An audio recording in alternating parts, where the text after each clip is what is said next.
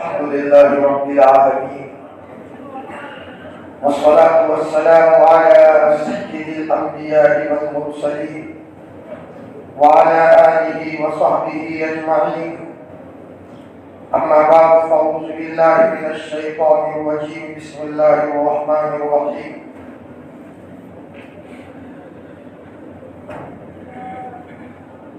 ومن يطع الله ورسوله فقد فاز فوزا عظيما. وقال تعالى: يا أيها الذين آمنوا ادخلوا في السلم كافة ولا تتبعوا خطوات الشيطان. وقال رسول الله صلى الله عليه وسلم: ألا إن الدين النصيحة، ألا إن الدين النصيحة، ألا إن الدين النصيحة. قالوا: لمن يا رسول الله؟ قال: لله ولرسوله ولكتابه ولأئمة المؤمنين وعامتهم، وفي رواية لأئمة المسلمين وعامتهم، أو كما قال عليه الصلاة والسلام. اللهم صل على سيدنا محمد وعلى آل سيدنا محمد وبارك وسلم. اللهم صل على سيدنا محمد وعلى آل سيدنا محمد وبارك وسلم.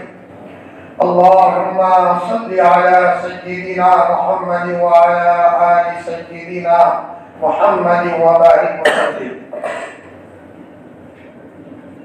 بہت محبت کے قابل میرے عزیز دینی ایمانی بھائیو،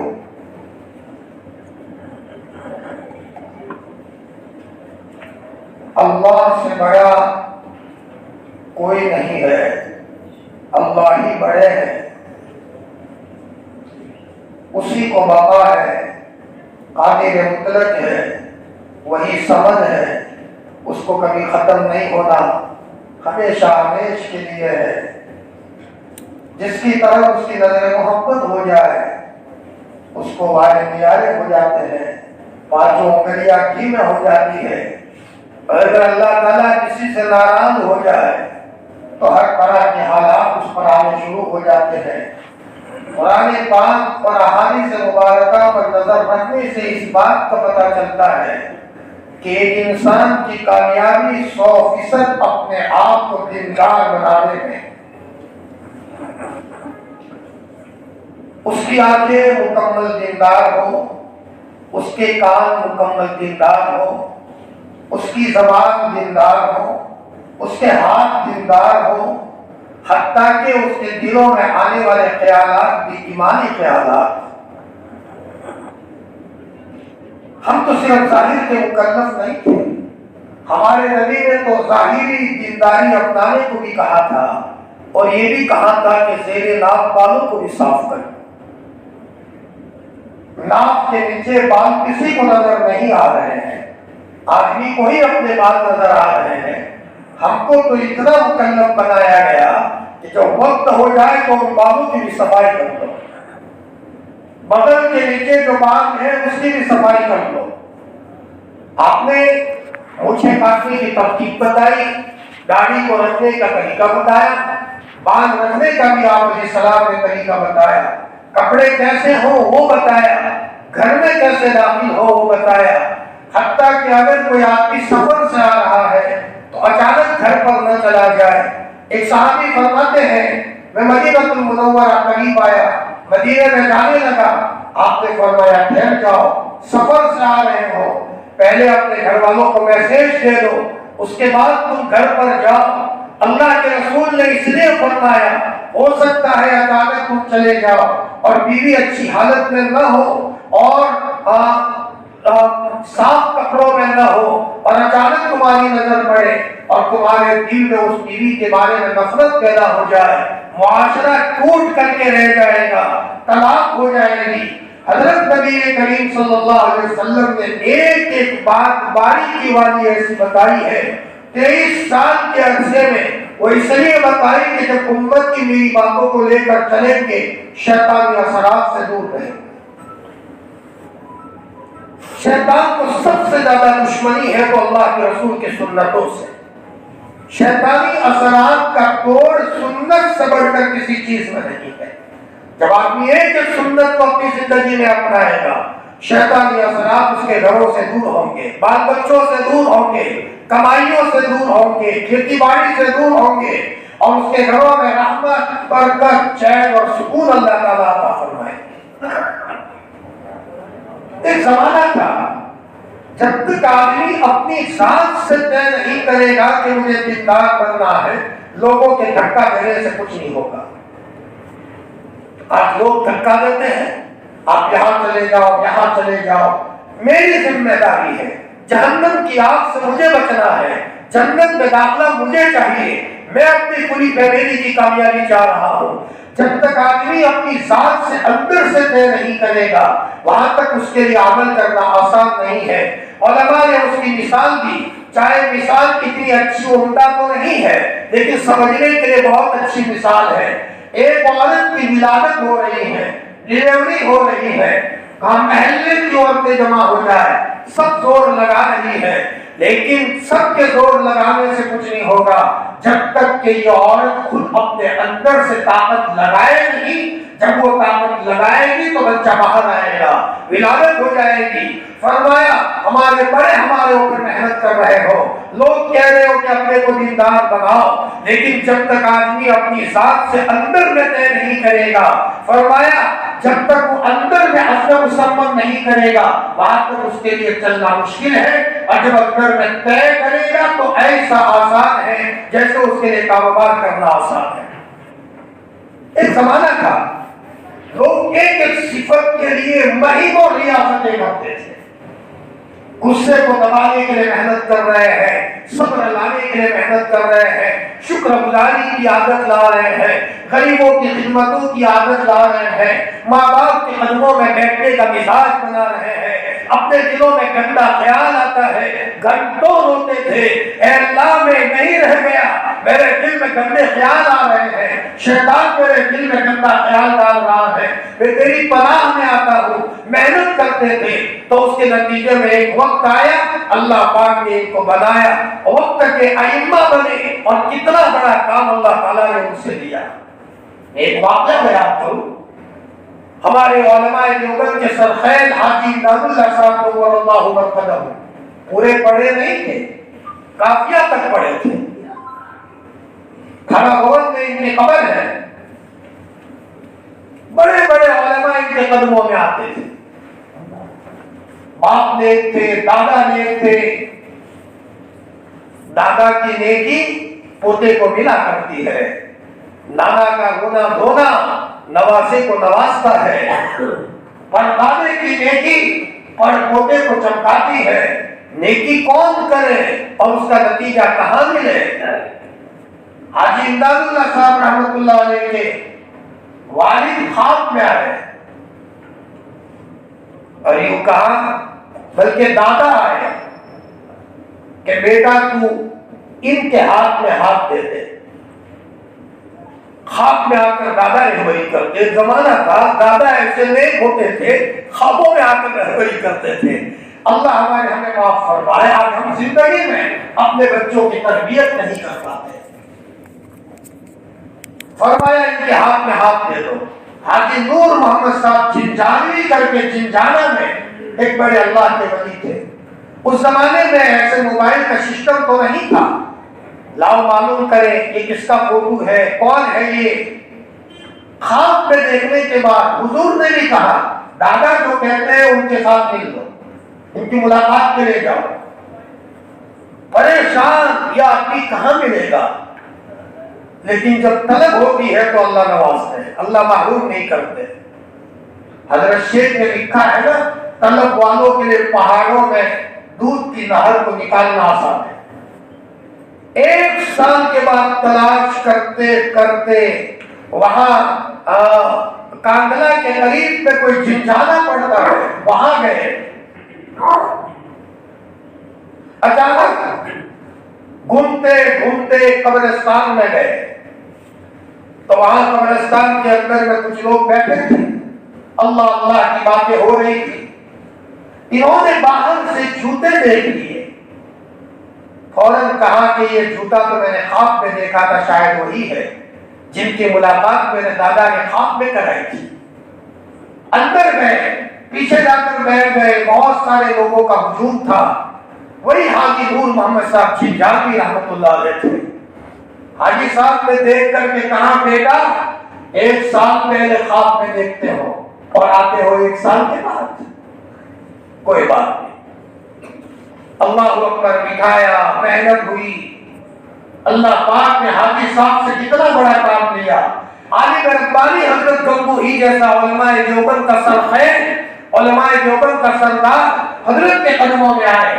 حاجی امداد اللہ صاحب رحمۃ اللہ علیہ کے پاس ایک مرتبہ حضرت گنگوہی آئے، علم کا نشہ تھا، فرمایا کہ مجھے حاجی صاحب سے کوئی سوال کرنا ہے، اعتراض کرنا ہے، اور وہاں بہت بڑے بڑے مریدین بیٹھے ہوئے تھے۔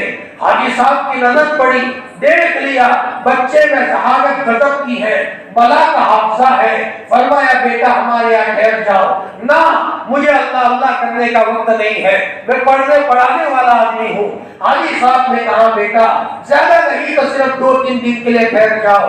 زبردستی حاجی صاحب نے روک دیا۔ رات کے اندھیرے میں ادھر اللہ اللہ ہوتا ہے۔ حاجی صاحب نے حضرت گنگوہی کو کہا تھا ہم آپ کو لٹانے کے لیے چارپائی دیں گے، آپ کو کچھ نہیں کرنا، صرف آپ چارپائی میں لیٹے رہو۔ اب ادھر اللہ اللہ ہوتا ہے۔ انہوں نے چادر اٹھا کر دیکھا، لوگ اللہ کو یاد کرتے ہیں۔ دل نے ملامت کیا، شرم آنی چاہیے، لوگ اللہ کو یاد کرتے ہیں اور تم سوئے ہو۔ 1 دن سوئے رہے، 2 دن سوئے رہے، پھر اللہ نے توفیق دی، مجمع میں آ کر کے بیٹھ گئے۔ اللہ پاک نے وہاں تک حاجی امداد اللہ صاحب کو اللہ عنہ کو پہنچایا۔ ایک مرتبہ انگریز حضرت گنگوہی کو پکڑنے کے لیے ان کا پیچھا کیا۔ حضرت گنگوہی اپنے ایک مرید کے قبیلے میں چھپ گئے تھے، گھوڑے کا قبیلہ تھا۔ حضرت گنگوہی رحمۃ اللہ علیہ نے مرید کو کہا بیٹا میں چھپنے آیا ہوں، فرمایا انگریز میرے پیچھے پڑا ہے۔ حضرت گنگوہی اندر چلے گئے، دشمن کو پتا چلا، وہ گھوڑا دیکھنے کے بہانے سے قبیلے میں آیا، گیٹ کھولا۔ حضرت گنگوہی کو مرید نے کہا حضرت انگریز آیا ہے، فرمایا آنے دو۔ وَجَعَلْنَا مِن بَيْنِ أَيْدِيهِمْ صَدًّا وَمِنْ خَلْفِهِمْ صَدًّا، یہ قرآن مجید کی آیت پڑھی۔ دشمن قریب میں آیا، چاروں طرف یوں تلاش کر رہا ہے، حضرت گنگوہی قدموں میں ہے لیکن حضرت گنگوہی پر نظر نہیں پڑی۔ یہ حاجی صاحب کے قدموں میں جانے کے نتیجے میں اللہ پاک نے عطا فرمایا۔ ایک وقت آیا حاجی صاحب کو اللہ مرتدہ جب سب صفات اپنی زندگی میں لا رہے تھے، نماز بھی لے آئے، مکمل نماز کا اہتمام آ گیا، قرآن کی تلاوت کا شوق بھی آ گیا، اللہ اللہ کرنے کا جذبہ بھی آ گیا، کسی کو تکلیف نہ دینے کا مادہ پیدا ہو گیا، صبر کرنے کا مزاج بن گیا، شکر کرنے کا مزاج بن گیا۔ ایک ایک صفت اپنی نوٹ میں نوٹ کر رہے ہیں، الحمدللہ یہ صفت آئی ہے، یہ آئی ہے، مر کر جانا ہے، خدا کو جواب دینا ہے۔ اب حاجی صاحب کو ایک چیز کا احساس ہوا کہ میری زندگی میں اللہ پر توکل اور بھروسہ لانا ہے، کرنے والی ذات اللہ کی ہے، توکل علی اللہ۔ حاجی صاحب نے اس کو سیکھنے کے لیے حرم کا سفر کیا، حرمین شریفین کا سفر کیا، بیت اللہ گئے۔ اس زمانے میں پانی کے جہاز میں سفر ہوتا تھا، آج ہمارے پاس وقت ہے قدر نہیں، ایک ایک دن جا رہا ہے، ایک ایک دن جا رہا ہے، اسی دن میں ہم اپنے اللہ سے اپنا تعلق مضبوط کرتے، تنہائیوں میں بیٹھ کر اللہ سے باتیں کرتے، قرآن مجید کی تلاوت کے اہتمام کراتے، فرمایا غریبوں پر خرچ کر کے ان کی دعائیں لیتے، اور موت سے پہلے وہ معاملہ ہوتا کہ بندے کو اللہ کا تعلق ہو جاتا، اور زمین پر بیٹھ کر ہم عرش کا فضا محسوس کرتے۔ حاجی امداد اللہ صاحب نور اللہ مرتدہ فرمایا بیت اللہ گئے، راستے میں لوگ جانتے تھے، سب نے آپ کو کھانا کھلایا، لیکن وہاں تو ایک کمرہ لے لیا، بس اللہ اللہ کرتے ہیں۔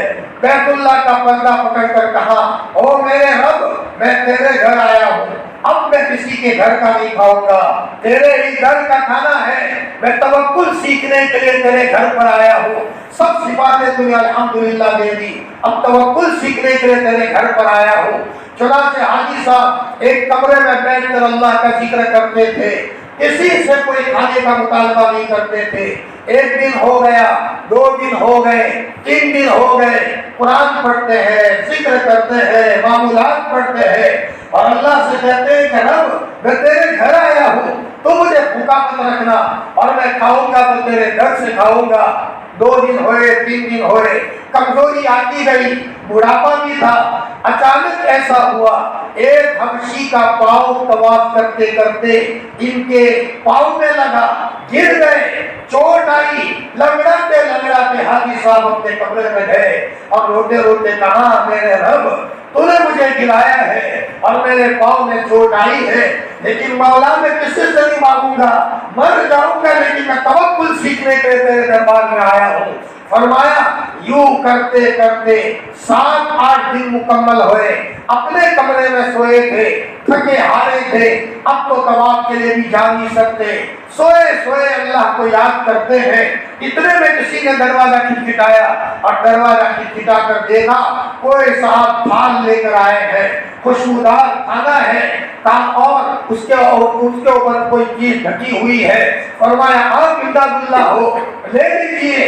حاجی صاحب فرماتے ہیں فوراً مجھے تو بھوک لگی تھی، کھانے بیٹھ گیا، دل میں آیا کہ میں شام کے لیے رکھ لوں تاکہ شام کو کام آئے، لیکن میرے دل میں یہ آیا کہ جس اللہ نے ہفتے کے بعد کھلایا ہے وہ اللہ مجھے شام کو بھی کھلائے گا۔ حاجی صاحب فرماتے ہیں فوراً اس آدمی نے کہا، وہ اللہ کی طرف سے ایک فرشتہ تھا، اس نے فوراً کہا اچھا ہوا تمہارے دل میں جو خیال آیا تم نے شام کے لیے نہیں روکا ورنہ ہمیشہ کے لیے محروم ہو جاتے۔ حاجی صاحب فرماتے ہیں وہ دن ہے اور یہ دن ہے، چاروں طرف سے اللہ نے برکتوں کا نظام شروع کر دیا۔ ایک زمانہ تھا کہ لوگ چین سے نہیں بیٹھتے تھے جب تک زندگی میں اعمال نہیں آتے تھے۔ آج ہماری زندگی میں نماز کا ٹھکانہ نہیں ہے، نماز غفلت میں ہے، زبان پر لگام نہیں ہے، آنکھوں پر لگام نہیں ہے، ہمارے ذریعے سے ہمارے رشتے دار دکھی ہے۔ فرمایا ہماری زندگی کے اندر میں غفلتوں کے ساتھ ہم زندگی گزار رہے ہیں۔ بھائیوں ہم کسی اور چیز میں مشغول ہو گئے اور ہم نے اللہ کی محبت کو ترک کر دیا ہے۔ حقیقت یہ ہے کہ اللہ کا نظام کتنا مضبوط ہے، جب ہم مصلی کو ترک کریں گے، جب ہم مصلی کو پکڑیں گے، غیر محسوس طریقے سے اللہ پاک کے بھی نظام حرکت میں لائیں گے۔ جیسے بیت اللہ میں ایک اللہ کے ولی گئے، انہوں نے کہا کہ اللہ اب یہ گئے تو ایک صاحب روزانہ آ کر ان کو کھانا کھلاتے ہیں، مانگنے نہیں گئے، بس سامنے والے کے دل میں آیا ان کو میں کھانا پکا کر کھلاؤ۔ ایک دن کھلایا، 2 دن کھلایا، 3 دن کھلایا۔ انہوں نے کہا بھائی تو اب مت آنا کھانے کے لیے، اب میں میرے اللہ کے گھر سے کھاؤں گا، تو مت آنا، صاف منع کر دیا۔ اللہ تعالیٰ یہ اس کو بھیجا تھا، اللہ نے بھیجا تھا۔ 1 دن ہوئے، 2 دن ہوئے، 3 دن ہوئے، ہفتہ ہوا، بھوک لگی، کوئی آسمان سے دسترخوانی نہیں آتا۔ فرمایا بہت پریشان، اب رات کو رو کر اللہ کے سامنے متوجہ ہوئے، خواب میں دیکھا اللہ پاک سامنے جلوہ افروز ہے، اللہ تعالیٰ موجود ہے۔ اللہ تعالیٰ سے پوچھا بارے الہ میں تیرے گھر آیا ہوں، مجھے تیرے گھر کا کھانا ہے۔ اللہ تعالیٰ نے فرمایا اس بندے کو کون بھیجتا تھا آپ کے پاس؟ میرا ہی تو اشارہ ہوتا تھا، تو میرے اشارے سے وہ آپ کو کھلانے کے لیے آتا تھا، تم نے اسے منع کر دیا۔ اس کے دل میں ڈالا کس نے؟ یہ میرا نظام ہے۔ فرمایا معافی مانگو اس سے۔ راتوں رات خواب میں وہ آدمی نظر آیا اور خواب میں معافی مانگی، دن میں معافی نہیں، رات میں معافی مانگی، پھر صبح ہوئی، وہ آدمی آ کر کے ان کو کھانے کھلانے کے لیے حاضر ہونے لگا.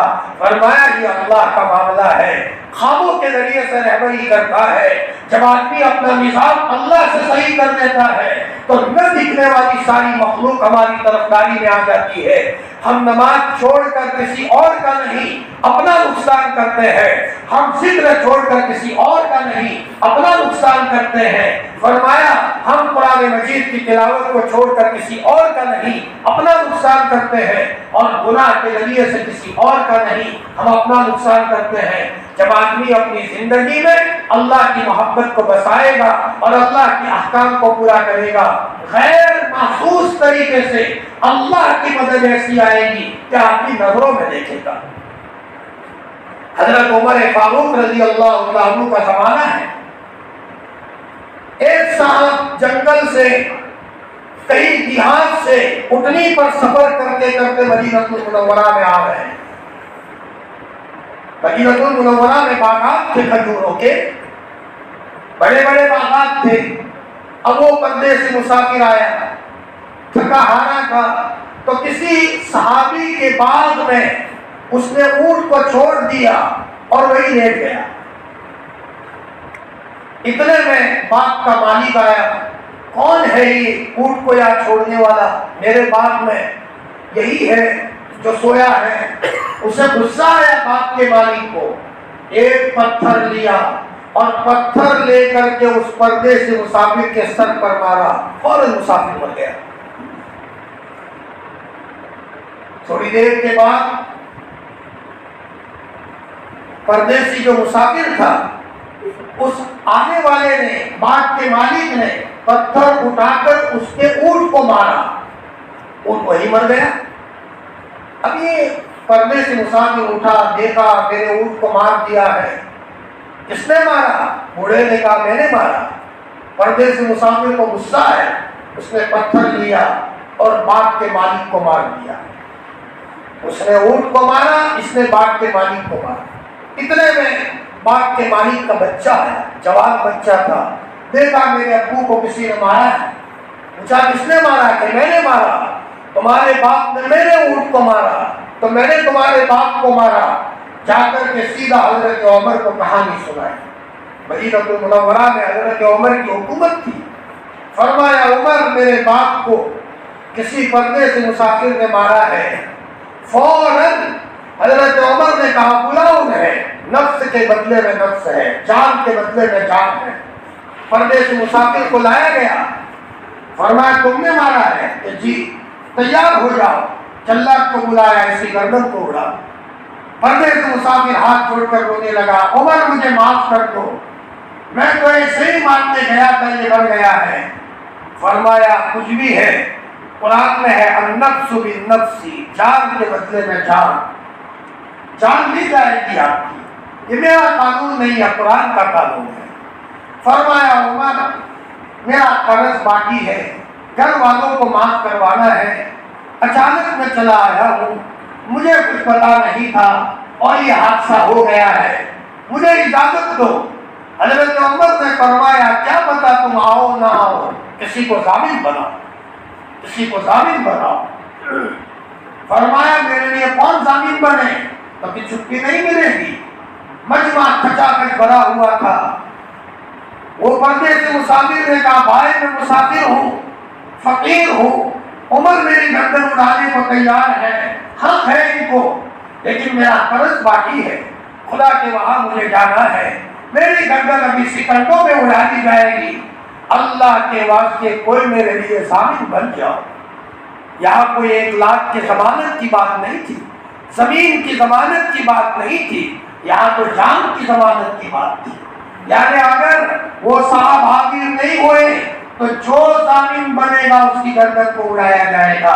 کون ضامن بنے, کون اپنی جان دے, کوئی تیار نہیں ہو رہا. وہ رو رہا ہے لیکن کوئی جواب نہیں دے رہا. اتنے میں 2-3 مرتبہ اس کے سوال کرنے کے بعد ابو ذر غفاری نے فرمایا میں ضامن ہوں عمر, میں ضامن ہوں, اسے چھٹی دے دو. حضرت عمر نے فرمایا ابو ذر تم صوفی صحاباؤں میں سے ہو, مدینہ المنورہ کی جان ہو, تم بوڑھے صحاباؤں میں سے ہو, اور مدینہ کی وجہ سے مدینہ میں تمہاری زینت ہے، پتا ہے اگر یہ ساتھ نہیں آئے تو ابو ذر تمہاری گردن کو اڑایا جائے گا۔ فرمایا عمر مجھے سب پتا ہے لیکن میں ضامن ہوں۔ فرمایا مجھے غیرت آتی ہے پردے سے مسافر سوال کریں اور میں اس کے سوال کا جواب نہ دوں۔ ابو ذر کی گردن جائے تو جائے لیکن ابو ذر حامد ہے۔ فرمایا حضور نے فرمایا سائل کو واپس مت کرو، اور قرآن میں اللہ نے فرمایا یہ سائل ہے، میں تیار ہوں، میں ضامن ہوں۔ حضرت عمار کہہ رہے ہیں ابو ذر آپ سوچ کر جواب دو، آپ چلے جاؤ گے مدینے میں کوہرام مچ جائے گا۔ لیکن ابو ذر نے کہا میں نے سوچ سمجھ کر کہا ہے۔ چنانچہ فیصلہ ہو گیا، وہ صاحب یہاں سے روانہ ہو گئے، اپنے وطن میں اپنے دیہات گئے جہاں جنگل میں رہتے تھے کئی کبے میں، اور جا کر گھر والوں کو سنایا مجھ سے تو حادثہ ہو گیا ہے، میری جان کی بازی ہے، مجھے مدینے میں قتل ہونا ہے، عمر جلاد کے ذریعے سے میری گردن کو اڑا دیں گے۔ گھر والوں نے کہا چپ جاؤ، کون تمہیں تلاش کرنے آئے گا، تمہارا گھر کس نے دیکھا ہے؟ اس زمانے میں ایسا واٹس شاپ اور موبائل اور میڈیا کا دور تو نہیں تھا۔ فرمایا ہاں چپ جاؤ، سارے گھر والے منع کر رہے ہیں۔ فرمایا نا میں نے اللہ کے واسطے کسی کو ضامن بنایا ہے، جب اللہ کے واسطے کسی کو ضامن بنایا ہے میری گردن ٹوٹ سکتی ہے لیکن میرے لیے اگر کوئی ضامن بنا ہے فرمایا میں اس کو دھوکہ نہیں دے سکتا۔ جان کی کوئی حیثیت نہیں ہے، مرد مومن کے وعدے کی حیثیت ہوتی ہے۔ سب گھر والے رو رہے ہیں، سب کی معافی شافی کر لی، قرض ادا کر لیا، وقت مقررہ آ گیا، یہاں مدینہ میں سارے لوگ مسجد نبوی میں جمع ہو گئے، کھچا کھچ مجمع بھرا ہوا ہے۔ اب پردیسی مسافر تو آتا ہے یا نہیں آتا؟ یہاں حضرت ابو ذر غفاری بھی موجود ہے، سب کی نگاہیں ابو ذر غفاری کی طرف اٹھتی ہے، رہ کر اٹھتی ہے، شاید یہ نورانی چہرہ تھوڑی دیر کے بعد اڑنے والا ہے اور جلاد کے ذریعے سے ان کی گردن اڑائی جائے گی۔ اس لیے کہ اگر ضامن بنے ہیں آدمی نہیں آیا تو ابو ذر غفاری کی جان بھی جانی ہے۔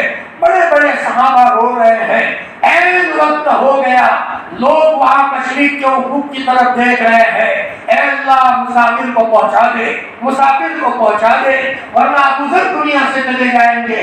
لوگ دعاؤں میں لگے ہوئے ہیں اور اتنے میں دیکھا کہ مشرق کے افق سے بڑے کوئی غبار اڑتا ہوا کوئی صحابہ آ رہے ہیں، بڑی تیزی کے ساتھ اٹھنی کو اور گھوڑے کو بھگاتے ہوئے آ رہے ہیں، مسجد نبوی کے قریب میں آئے اور ان ساتھ میں آ کر کے کہا عمر میں آ گیا، عمر میں آ گیا، اس لیے میری ہوئی کہ حقوق ادا کرنا باقی تھے اور لوگوں کے حقوق کے باقی ہونے کے نتیجے میں مجھے آخرت کا ٹینشن تھا، میں حقوق ادا کر کے آیا ہوں۔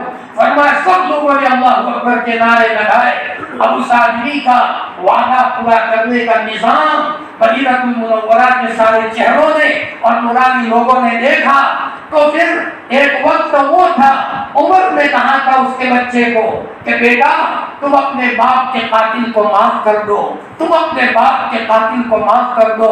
نہ عمر معاف نہ کروں، میرے پورے باپ کو مانا ہے، میں معاف نہ کروں، اتنا دل سخت تھا۔ لیکن جب اس آدمی نے اللہ کے حکم کو پورا کیا، میں نے وعدہ کیا ہے کہ میں وعدہ پورا کر کے رہوں گا۔ اور ابو ذر غفاری نے جب اللہ کے لیے ضمانت دی، یہ ادا اللہ کو ایسی پسند آئی ہے کہ فرشتے نے آ کر اس بچے کے دل کو نرم کیا۔ فرمایا عمر تم کون ہو قتل کرنے والے؟ میں نے میرے باپ کے قاتل کو اللہ کے گھر تک معاف کر دیا۔ اللہ اکبر کی صدائیں لگ گئی، مدینہ المنورہ میں مسجد میں وہ مجمع اللہ اکبر کی صدا لگانے لگا۔ میرے بھائیوں دنیا کے نظام کو نرم کرنا ہے، اپنی موافقت میں کرنا ہے، اپنی منمانی پر مت چلو۔ منمانی پر چلنا یہودیوں کا کام ہے، منمانی پر چلنا عیسائیوں کا کام ہے، منمانی پر چلنا مشرکین کا کام ہے۔ ہم تو ایمان والے ہیں، ہم تو حضور کو ماننے والے ہیں، ہم تو قرآن اور حدیث پر یقین رکھنے والے ہیں۔ مسلمان کا بچہ نظام الاوقات سے چلتا ہے، اس وقت مجھے نماز پڑھنا ہے، اس وقت مجھے تلاوت کرنا ہے، اس وقت مجھے اللہ سے باتیں کرنی ہے، فجر سے لے کر اشراق تک بیٹھوں گا، میں اپنے بچوں کے لیے رہوں گا۔ ہائے ہائے، آج مسلمان کا بچہ تعویذ کے چکروں میں مصلی کو چھوڑ دیا، وہ روایت بھول گئے۔ کل ایک روایت آئی ہے ابو داؤد شریف کی، حضرت نبی کریم صلی اللہ علیہ وسلم نے فرمایا کہ اگر کوئی فجر کے بعد سے لے کر اشراق تک بیٹھے، کچھ دیر اللہ کو یاد کرے، عرب 4 غلام آزاد کرنے کے برابر ثواب ملے گا۔ کیا مطلب؟ چلے جاتے ہیں ہم، اب جو غلام آزاد کرنے کا ثواب علماء نے لکھا ہے، غلام آزاد کرنے کا ثواب کا مطلب یہ ہے اس کے ایک ایک عضو کے بدلے میں اللہ ہمارے ایک ایک عضو کو جہنم کی آگ سے آزاد کریں گے، حتیٰ کہ اس کی شرمگاہ کے بدلے میں ہماری شرمگاہ کو اللہ جہنم کی آگ سے آزاد کریں گے۔ ہم فجر سے لے کر اشراق تک بیٹھے، کچھ دیر ذکر کیا، اور جب آدمی ذکر کرتا ہے اس کا دل گدگدا جاتا ہے، اس کے دل میں رقت پیدا ہوتی ہے، اب وہ اللہ سے مانگتا ہے، جو مانگے اللہ سن لیتے ہیں۔ کیا ہو گیا؟ باطل کی تصویروں کے قدموں میں پڑ گئے، لیکن ہم کو مصلی نظر نہیں آیا۔ خدا پاک کی قسم، اسلاف کے طریقے سے ہٹے ہیں، ہم ہمارے بزرگوں کے طریقے سے ہٹے ہیں۔ ہمارا نبی ہمیں مصلی پر چھوڑ کے گیا تھا، ہمارا نبی ہمیں قرآن دے کر کے گیا تھا، فرمایا ہمارا نبی ہم کو ذکر دے کر گیا تھا، لا حول ولا قوت الا باللہ دے کر گیا تھا، حسبنا اللہ ونعم الوکیل دے کر گیا تھا، صدقے کی طاقت دے کر گیا تھا۔ ہمارے نبی نے تو یہاں تک کہا منت مت مانا کرو، منت مت مانا کرو۔ حدیث میں آتا ہے منت ماننے سے بخیل کا مال نکالا جاتا ہے۔ مسلمان کا کام منت ماننا نہیں ہے، مسلمان کا کام صدقہ کرنا اور صلاۃ الحاجہ پڑھنا۔ ہم چھوٹے ہیں اور بڑے کو اپنے تابع کرتے ہیں، تو میرا کام کرے گا تو میں یوں کروں گا۔ یہ چھوٹے کی یہ کہانی نہیں ہے، چھوٹا چھوٹا بن کر کے رہیں۔ ہم کون ہے بڑے کو اپنے تابع کرنے والے؟ حضور نے فرمایا منت ماننے کے نتیجے میں بخیل کا مال نکالا جاتا ہے، ویسے مال نکالنے والا نہیں تھا اور بچے کو شفا ملنے والی ہی تھی، لیکن جب شفا ملی تب پیسے خرچ کیے۔ حضور نے بتایا حالات کے موقع پر صدقہ کرو، صلاۃ الحاجہ پڑھو، صلاۃ الحاجہ اتنی پڑھو کہ حالات بدلتے ہوئے نظر آئے۔ حضرت بلال حبشی رضی اللہ عنہ دیکھا بارش نہیں آ رہی ہے تو حضرت بلال نے مصلی پکڑا، او میرے ربا مجھے بارش کی ضرورت ہے، بارش دے دے۔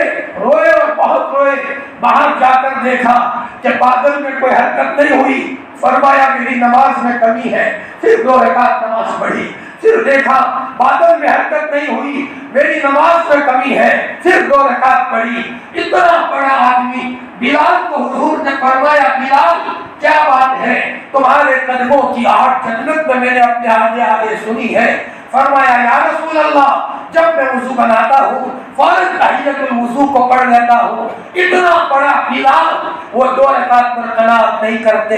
15ویں صدی کا ہم گنہگار، ہم موٹی موٹی 2 رکعت پڑھ کر یہ کہتے ہیں ہمارا کام کیوں نہیں بن رہا؟ میرے بھائیوں، کمی ہماری ہے، ہم اپنی زندگی کے سسٹم کو صحیح کرنے پر آئے، نماز مکمل کریں، غلطیاں اپنی اصلاح کریں۔ جی اللہ کی قسم، آج دنیا میں ایسے لوگ ہیں، میں پرسوں سن رہا تھا کہ روزانہ حضور کی خواب میں زیارت ہوتی ہے، سونے ہی نہیں دیتے اللہ کے رسول صلی اللہ علیہ وسلم۔ اللہ اکبر، ہائے ہائے، جس صدی میں ہم رہتے ہو، ہم تو عورتوں کے دیوانے ہو گئے، اور ہم کئی مال کے چکروں میں ایسے پھنس گئے کہ 2 دکانوں نے مسجد سے ہم کو روک دیا۔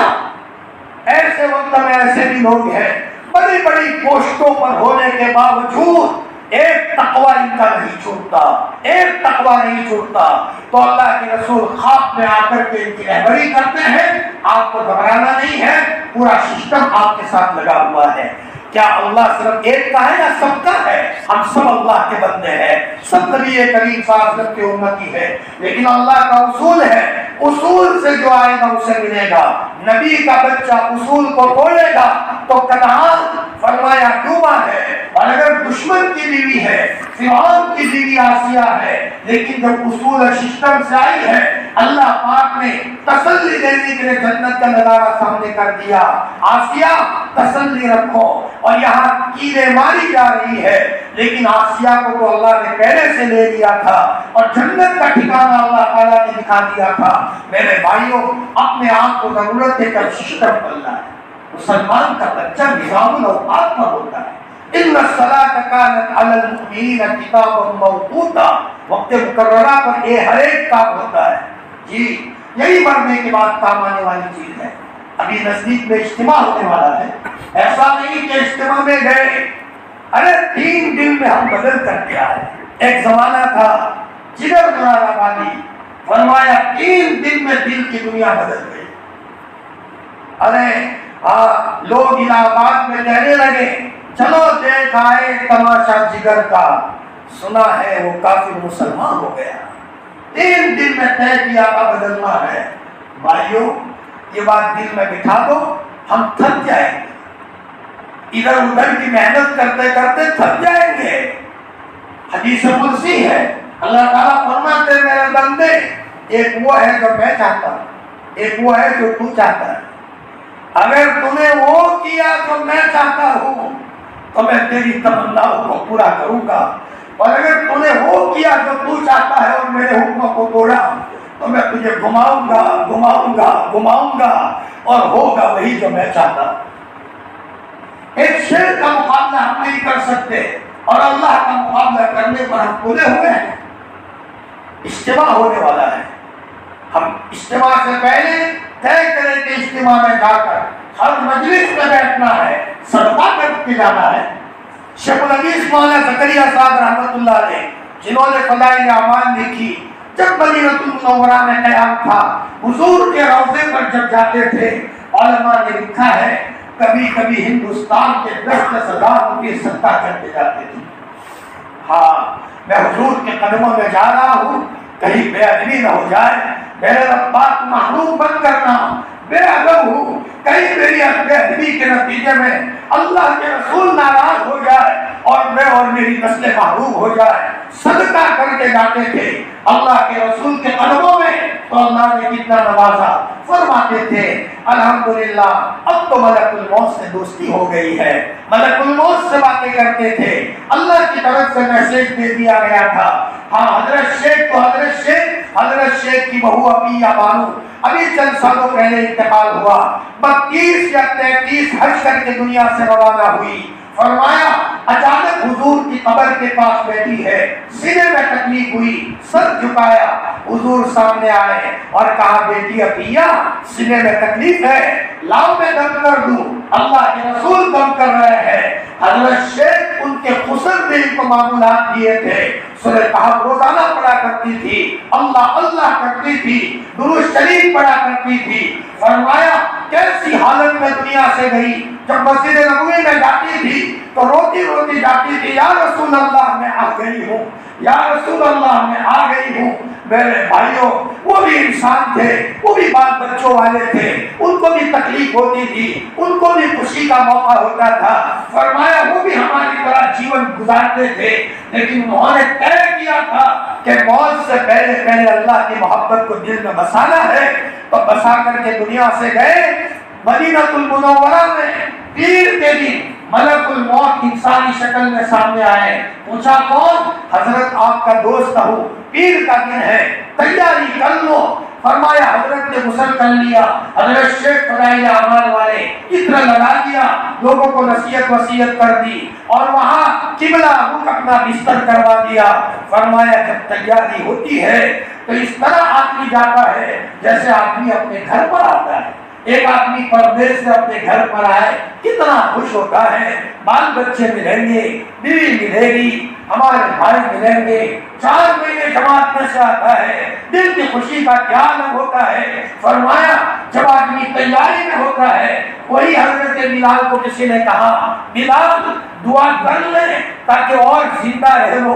تو بلال نے فرمایا بھائی جس دن کے لیے سالوں سے انتظار کرتا تھا وہ دن آنے والا ہے. غدت نلقى الأحبة محمدا وأصحابه. کل محمد رسول اللہ صلی اللہ علیہ وسلم کی ملاقات ہو رہی ہے.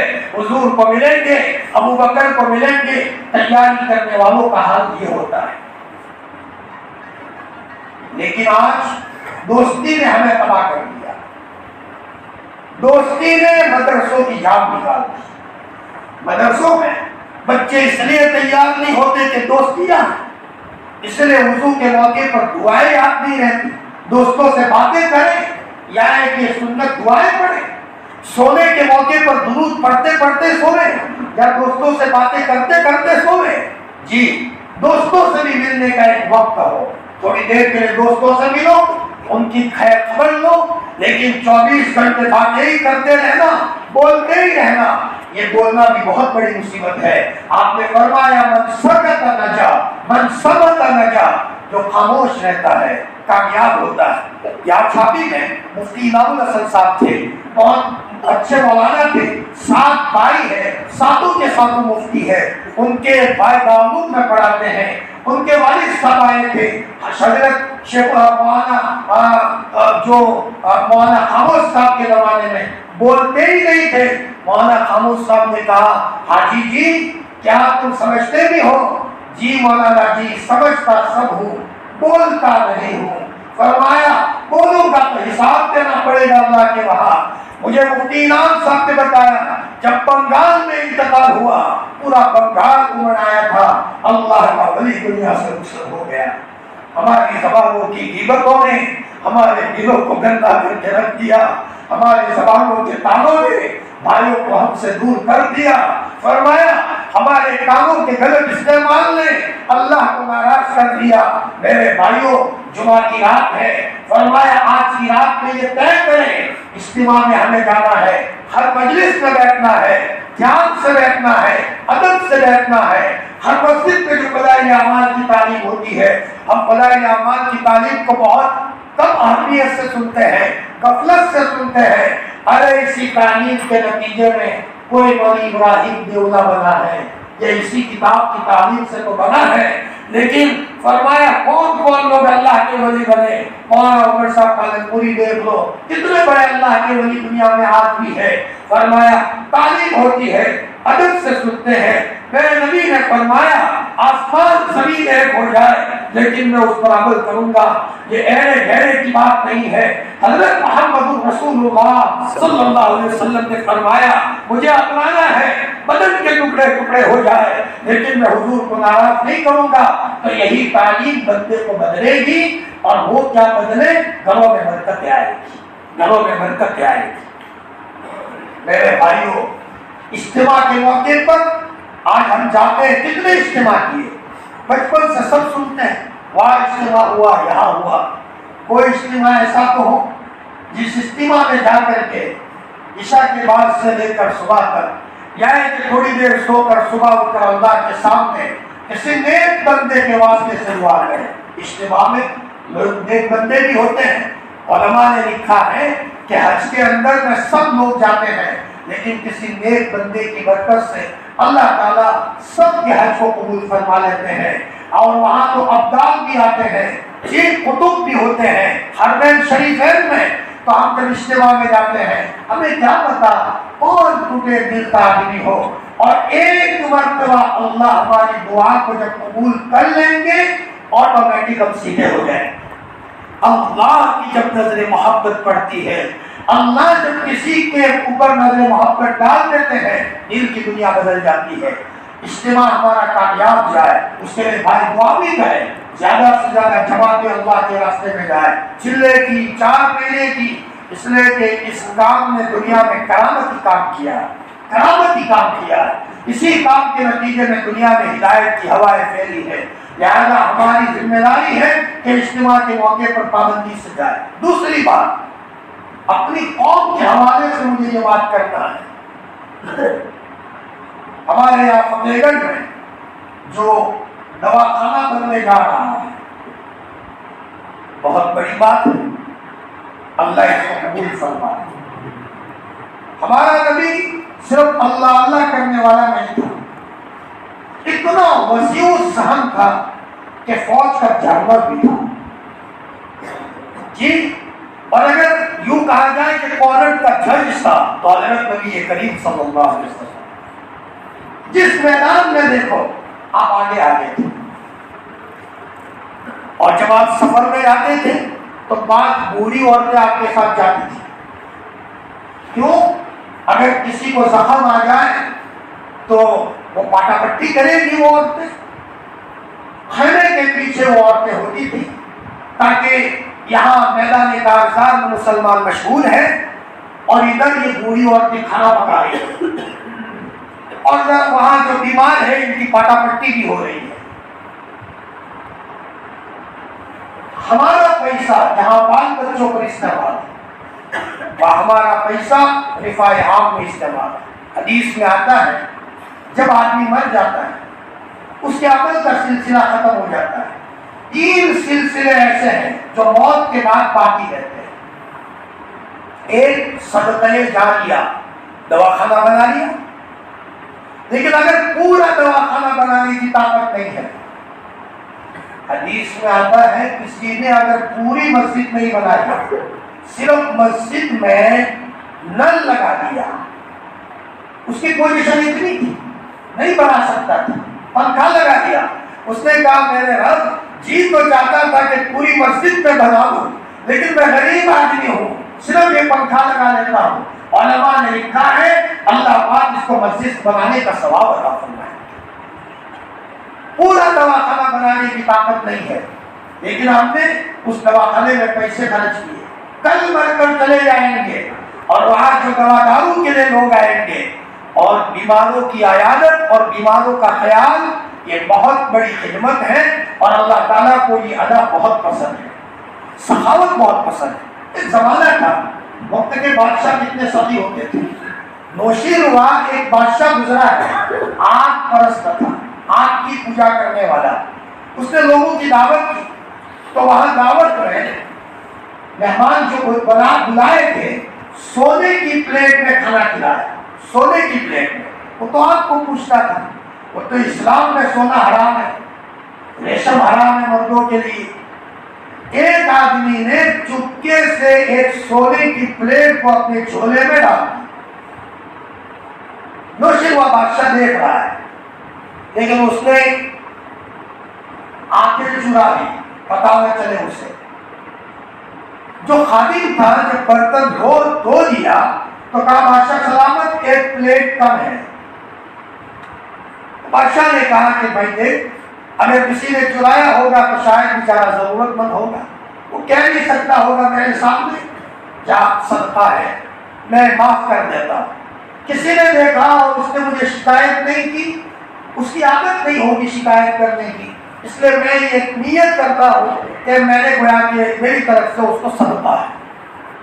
آپ کا پجاری ہے لیکن سخاوت، حدیث میں آتا ہے سخاوت جنت کا ایک درخت ہے۔ کسی نے سخاوت کی، وہ جنت کا درخت تو اس کو اس طرح پکڑے گا کہ جنت میں داخل کیے بغیر وہ چین سے نہیں بیٹھے گا۔ اور بخل اور کنجوسی جہنم کا ایک درخت ہے، اگر کسی نے موقع پر بخل کیا اور اس نے اگر نہیں دیا موقع پر جان دینے کا موقع تھا اور بخل کیا تو وہ درخت تو اسے پکڑ لے گا اور جہنم میں داخل کیے بغیر اس کو چین سے نہیں بیٹھے گا۔ یہ تو نوشیروہ کا حال تھا، اس کا پوتا تھا خسرو پرویز، پوتا ہے۔ ایک مرتبہ ایک مچھلی بیچنے والا آیا، ایک مچھلی اس کو پسند آئی، 4000 دینار سونے کے سکے اس نے خوش ہو کر کے دے دیے۔ بیوی نے کہا ایک مچھلی بیچنے والے کو آپ نے 4000 دینار، یعنی آج کل کے تعلق سے لاکھوں کی تعداد میں رقم بنتی ہے، 1 کروڑ کے قریب کہا جائے تو بھی بعید نہیں، اتنے پیسے دے دیے۔ فرمایا میرا دل خوش ہو گیا، مالک کو سخاوت پسند ہے، دے دیا۔ تو بیوی نے جب تانا دیا تو اس نے کہا، بہت بیوی نے ڈانٹا کہ واپس لے لو۔ کہا مجھے واپس کیسے لوں، مجھے شرم آتی ہے واپس لیتے ہوئے۔ تو کہا ایسا کرو اس کو یہ بلا کر کے پوچھو کہ بھی تمہاری مچھلی نر تھی یا مادہ؟ اگر نر کہیں تو کہنا کہ مجھے مادہ چاہیے اس لیے لے لو، اور اگر کہیں کہ مادہ تھی تو تم یہ کہنا مجھے نر چاہیے، تو کہا کہ مجھے نر چاہیے، مادہ ہے اس لیے تم لے لو، اس بہانے سے واپس لے لینا۔ خسرو پرویز نے کہا یہ رائے تو اچھی ہے، بیوی کو کہا، اس مچھلی والے کو بلایا، بھیا تو نے جو مچھلی دی وہ نر تھی یا مادہ؟ کہا کنسا مچھلی،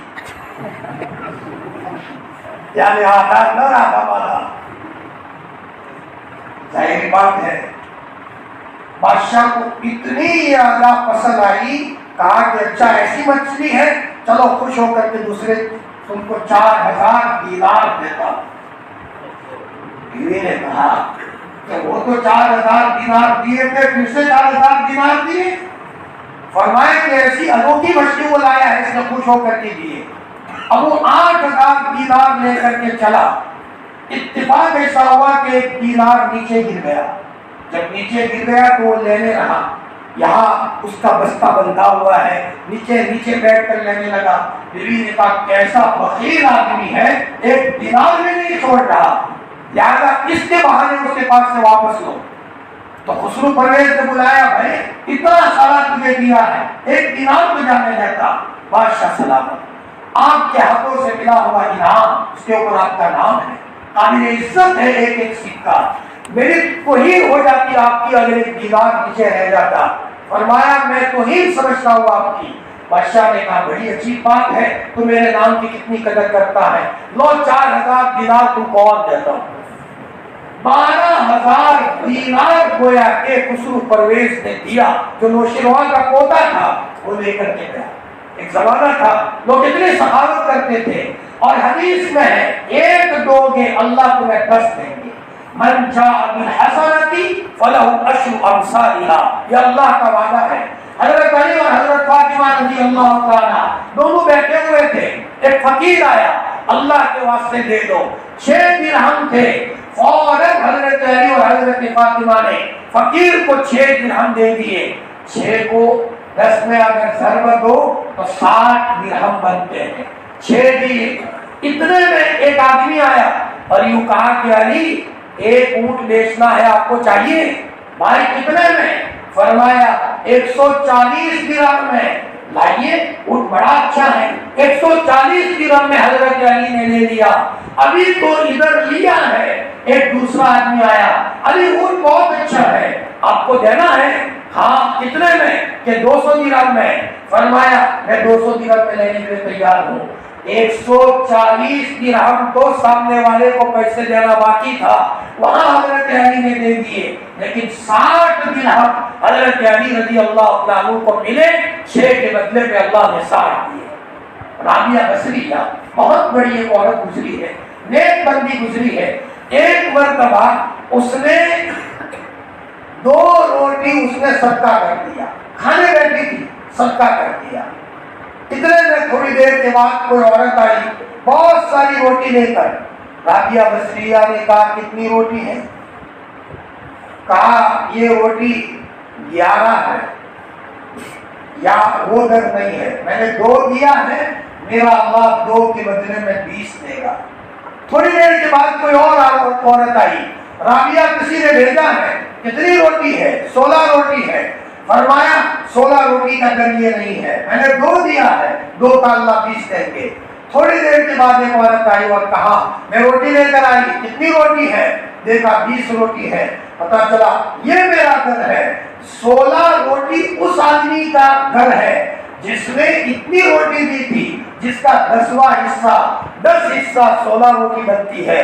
12 روٹی اس آدمی کے گھر پر ہے جس نے اتنا صدقہ کیا تھا، 10 حصے 12 روٹی بنتے ہیں۔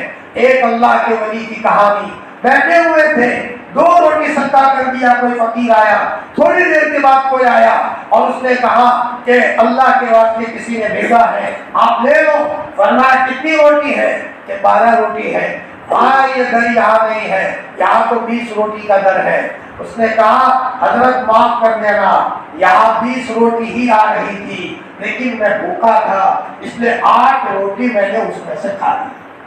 من جاء بالحسنۃ فلہ عشر امثالھا۔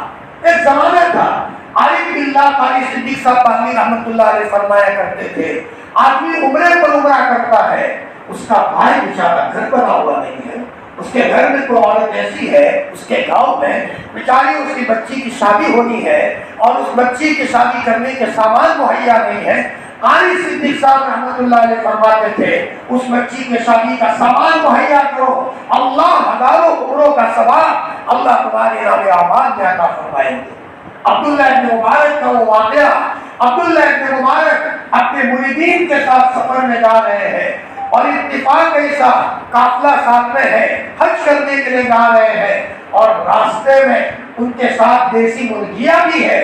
اب کھانا پکانے کے لیے ایک دیسی مرغی کو نکالا ڈبے میں سے تو مر گئی تھی، تو دیسی مرغی کو پھینکنے کے لیے ایک شاگرد وہاں کوڑا کرکٹ پر گیا، کچرا ڈالنے کی جگہ پر گیا، وہاں دیسی مرغی مری ہوئی ڈالی۔ اچانک ایک گھر میں سے ایک بچہ نکلا اور وہ بچہ مری ہوئی مرغی لے کر گھر میں گھسا۔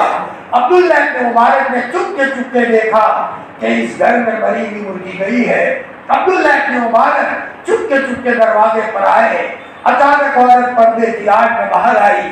عبداللہ ابن مبارک نے فرمایا میری بہن یہ مری ہوئی مرغی آپ لے کر کیا کرو گی؟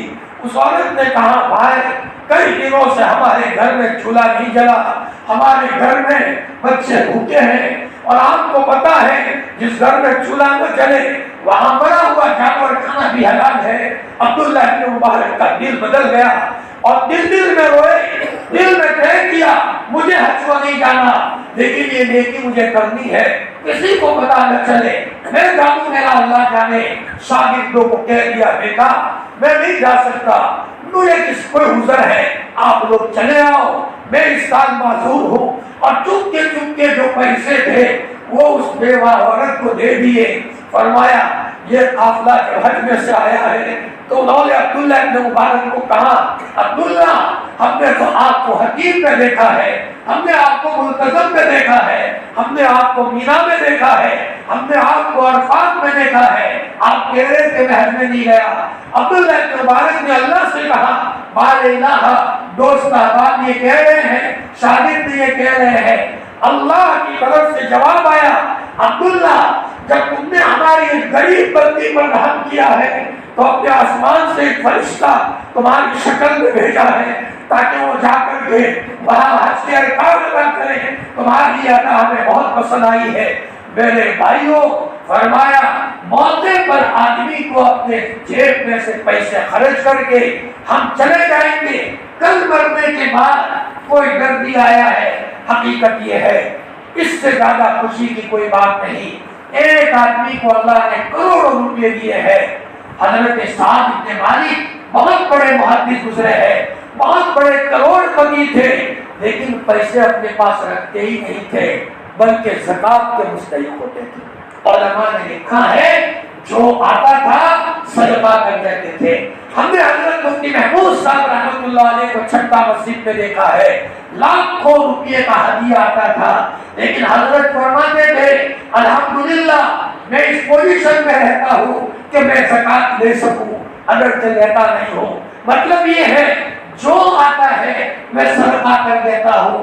میرے بھائیوں صدقے کے ذریعے سے اللہ پاک 10 گنا دیتا ہے اور صدقہ کرنے والوں کو اللہ محروم نہیں کیا کرتا۔ ماشاءاللہ ہماری قوم کا ایک دواخانہ بن رہا ہے، اللہ تعالیٰ اس کو قبول فرمائے۔ اور ذرا ایسا کوئی کام ہو تو ایک ہمارے اندر میں ایک عادت ہوتی ہے ٹانگ اڑانے کی اور ٹانگ کھینچنے کی، یہ بہت بری عادت ہے۔ کوئی بھی آدمی کام کر رہا ہے بھائی، جو آدمی جس لائن کا کام کر رہا ہے اس کو سپورٹ دینے کی ضرورت ہے۔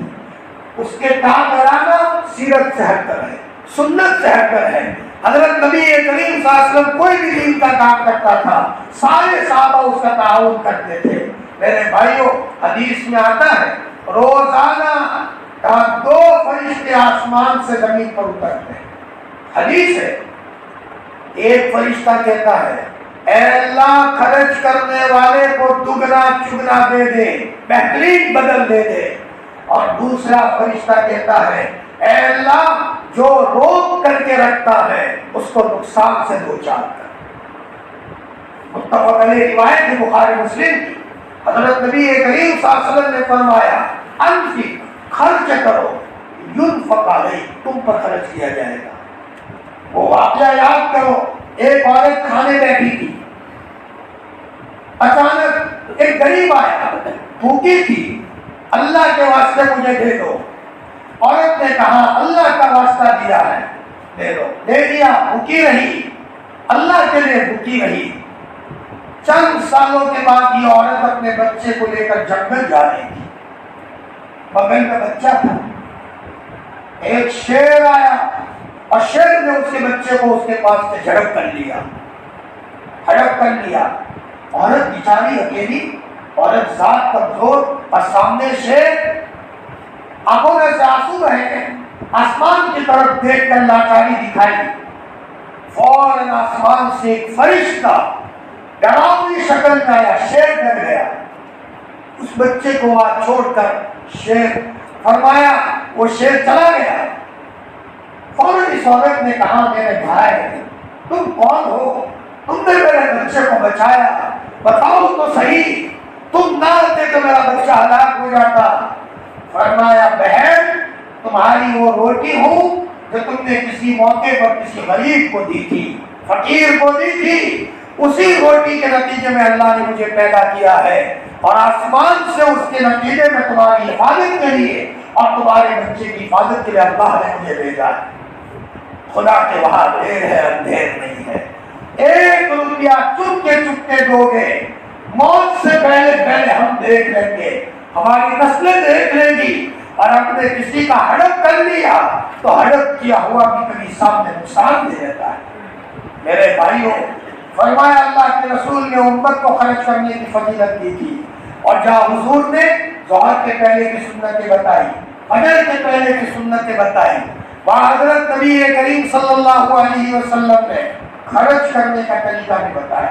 خرچ کرتے تھے، ہمارا نبی تو اتنا خرچ کرتا تھا، اتنا خرچ کرتا تھا کہ اللہ تعالیٰ کو منع کرنا پڑا۔ ایک موقع پر کپڑے آئے تو آپ نے صدقہ کر دیا۔ ایک عورت نے اپنا بچہ بھیجا کہ جا نبی جی کے پاس کپڑے آئے ہیں، بیٹا کپڑے لے آ۔ وہ بچہ آیا، حضرت میری ماں نے کپڑے منگوائے، بیٹا جو کپڑے تھے خرچ ہو گئے۔ امی کو جا کر بتایا تو امی نے کہا بیٹا نبی جی کو کہو نبی جی تمہارے کپڑے دے دو۔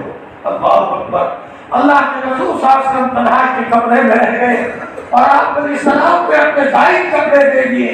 قرآن کی آیت نازل ہوئی لا تبسطها كل البسط، نبی جی اتنا تو مت دو کہ تمہارے بدن پر بھی کپڑے نہ رہیں۔ حدیث میں آتا ہے ہمارا نبی بہت سخاوت کرنے والا تھا، اور رمضان کے مہینے میں آپ کی سخاوت تیز آندھی سے زیادہ ہو جاتی تھی۔ سورہ بقرہ کی ابتدا میں اللہ نے ایمان والوں کی صفات بتائی ہے، غیب پر ایمان رکھتے ہیں، اور اللہ نے فرمایا خرچ کرتے ہیں ان مال میں سے جو ہم نے ان کو دیا ہے۔ حدیث میں آتا ہے، مشکاۃ شریف کی روایت ہے، ان فی المال لحقا سوى الزکاۃ، زکات کے علاوہ بھی مال میں کچھ حقوق ہے۔ للہ دینا، صحابہ کرام کی ایک جماعت تو وہ تھی، کسی کے پاس جانور زیادہ ہے، دیکھا بھائی غریب ہے تو اس کو کہتے تھے میرے بھائی میری اٹھنی میرے پاس زائد ہے، ایسا کرو 1 سال کے لیے تم استعمال کرو، 1 سال کے بعد دے دینا۔ جی، کسی کے پاس کوئی بکری زیادہ ہوتی تھی تو اپنے بھائی کو کہتے تھے بھائی یہ بکری زائد ہے میرے پاس ہے، لیکن تم اپنے بچوں کو دودھ پلاؤ، میں تم کو دیتا ہوں، یہ ہے منیہا۔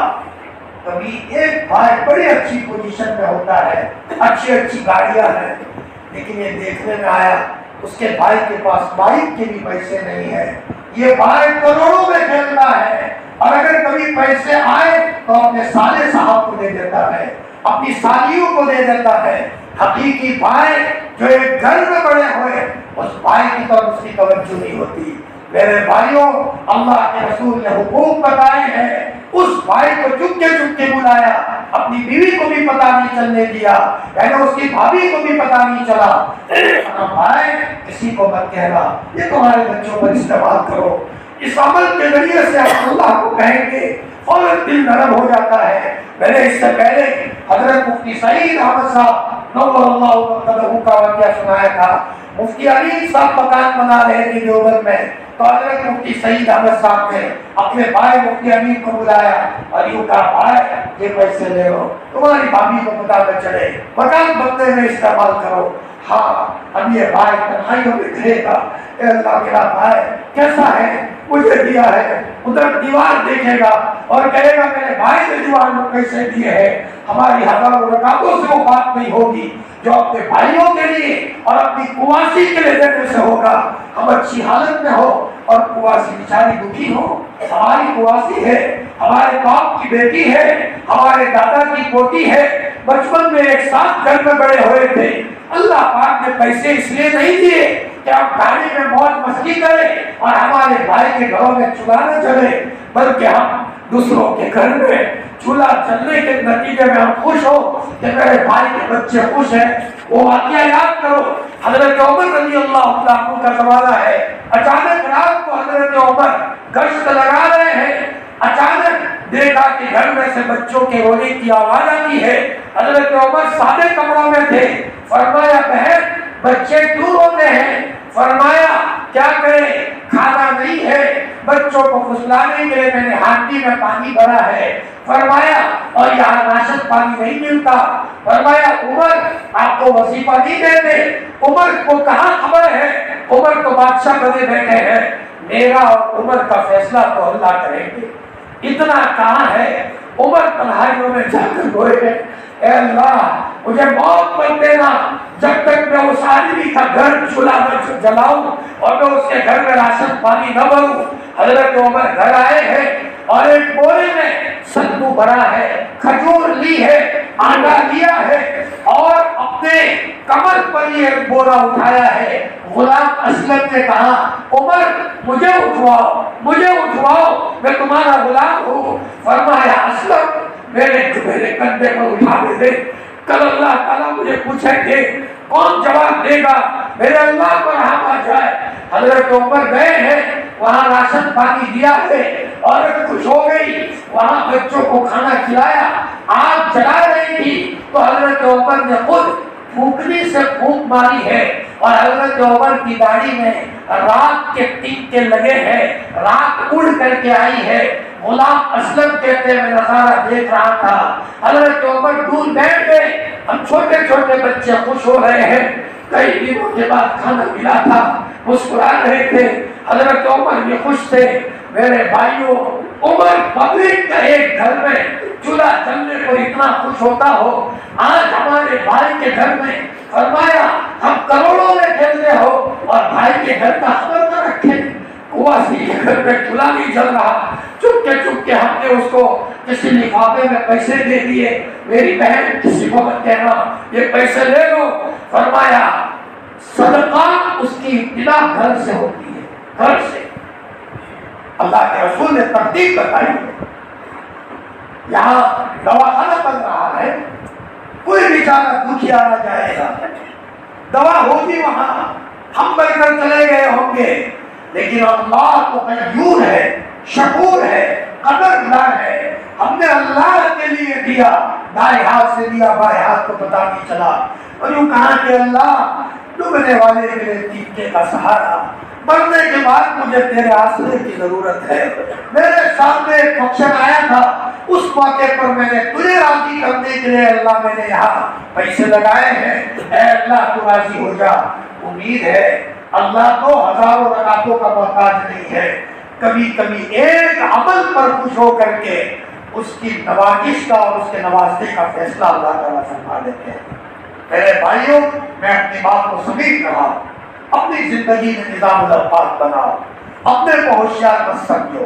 ہم بھٹکے ہوئے بھٹک گئے ہیں، نماز میں دل نہیں لگتا تو بھٹکے ہوئے ہیں۔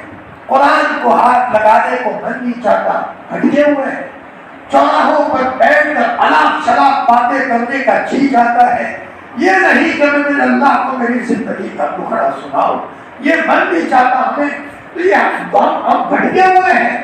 فرمایا ہماری نگاہ حسین عورت کو دیکھ کر نیچے نہیں آتی بلکہ بار بار جاتی ہے، بھٹکے ہوئے ہیں۔ بلکہ کبھی کبھی یہ ہوتا ہے کہ کسی عورت کے میسج پر میسج جا رہے ہیں اور کسی عورت کے کانٹیکٹ میں ہمارے بہت سارے جواب پھنس گئے۔ فرمایا ہم تو مسلمان کے بچے ہیں، ہم تو قرآن کی تلاوت کے دیوانے ہو جائیں۔ حضرت شیخ عبد القادر جیلانی نے کسی کو کہا تھا میرے بچے کے سامنے حساب سلسلت مت پڑھنا، میرا بچہ قرآن کی آیت کو برداشت نہیں کر پائے گا۔ اذا زلزلت الارض زلزالها واخرجت الارض اثقالها، لیکن کسی نے پڑھ لیا، بچے کا سینہ پھٹ گیا، وہی بھر گیا۔ پیران پیر شیخ عبد القادر جیلانی کو پتا تھا میرا بچے کا دل اللہ کی محبت میں تڑپ رہا ہے، کہیں چیخ نہ مارے اور کہیں دنیا سے چلا نہ جائے۔ میرے بھائیوں، وہ بھی کسی کے بچے تھے، ہم بھی کسی کے بچے ہیں۔ کم از کم جوانوں سے میری گزارش ہے کہ بھائیوں مسجدوں سے مل رکھا، جسے ملا ہے مسجدوں سے ملا ہے، مسجدوں سے ملا ہے۔ ہاں تب تک ہمیں لگنا ہے جب تک کہ نمازوں میں ایسا دل لگ جائے کہ نماز کا وقت ہونے پر عید سے زیادہ خوشی ہو، جی عید سے زیادہ خوشی ہو۔ آپ نے بلال کو کہا بلال ارینا بالصلاۃ یا بلال، بلال نماز کے ذریعے سے آرام پہنچاؤ۔ مجھے یاد پڑتا ہے مفتی فاروق صاحب نور اللہ مرکزوں کے ساتھ ہم احمد آباد جا رہے تھے، ڈرائیور کا نام بھی بلال تھا، تو حضرت مفتی فاروق صاحب نے نماز کا وقت ہوا تو آپ نے فرمایا یا بلال ارینا بالصلاۃ یا بلال، بلال کے ذریعے سے نماز کے ذریعے سے بلال آرام پہنچاؤ۔ میرے بھائیوں، فرمایا ہم سب کے لیے ضروری ہے کم از کم مسجدوں میں دل لگائے اور جو زندگی میں جس کی جو غلطیاں ہیں ان غلطیوں سے توبہ کرے۔ اللہ تک پہنچنے کے لیے کوئی معمولی فالٹ ہوتا ہے تو لائٹ نہیں جلتی، معمولی فالٹ ہوتا ہے تو پنکھا نہیں چلتا۔ اللہ ہمیں نہیں مل رہے ہیں کسی فالٹ کے نتیجے میں، کبھی صدمے کیا ہوتی ہے لیکن اس کے غصے کی وجہ سے اس کی بیوی کی آہیں نکلی ہوئی ہے، اس لیے اللہ نہیں مل رہے۔ سب نیکی ہے، 4 مہینوں پر 4 مہینے لگاتا ہے لیکن اس کے کاموں سے اس کا پڑوسی ہاتھ جوڑتا ہے، اس کے نتیجے میں اللہ نہیں مل رہے ہیں۔ معمولی بھی نزاکت کا معاملہ ہے، معمولی بھی غلطی سے اللہ کے تعلق میں رکاوٹ آتی ہے۔ اس لیے ہم نے تو زندگی گزاری اس فکر میں کہ آشیانہ شاخ چمن پر بال نہ ہو، ریشم کے دھاگے سے زیادہ نازک ہے۔ میرے بھائیو، اللہ ہم سب کو ان باتوں پر کہنے سننے سے زیادہ عمل کرنے کی توفیق عطا فرمائے۔ میں نے سب کے تعلق سے بتایا استغفار کی بھی کثرت کرو، ہر مجلس میں کہتا ہوں کم از کم 1000 مرتبہ درود شریف کی بھی کثرت کرو، اپنے ذریعے سے اللہ کی کسی مخلوق کو تکلیف مت پہنچاؤ، امت میں انتشار نہ ہو، اپنی بات سے توڑ نہ ہو، جوڑ نہ لگو، توڑنے مت لگو۔ اس کا یہ مطلب نہیں ہے کہ دو میاں بیوی میں نہیں بنتی تو اس میں توڑ نہ کراوے، کبھی کبھی محبت سے توڑ کرانے کی بھی ضرورت پڑتی ہے، محبت سے، کہ اس کے نتیجے میں یہ لڑکے والے لڑکی والوں سے بیر نہ لیں، لڑکی والے لڑکے والوں کے بارے میں دشمنی نہ رکھے، لڑکے والا لڑکی والوں کو ہدیہ دے کر روانہ کرے، اب بننے والی تو ہے نہیں، سب تدبیریں کر چکے ہیں، تو کبھی کبھی محبت سے توڑ کرانے کی بھی ضرورت پڑتی ہے، ایسے لوگوں کی بھی ضرورت ہے۔ ارے مولانا صاحب کوئی ایسا آدمی لاؤ نا، بہن کا نہیں بنتا، صرف محبت سے توڑ کرا دے، رشتہ داری نہ ٹوٹے، ایسوں کی بھی ضرورت پڑتی ہے۔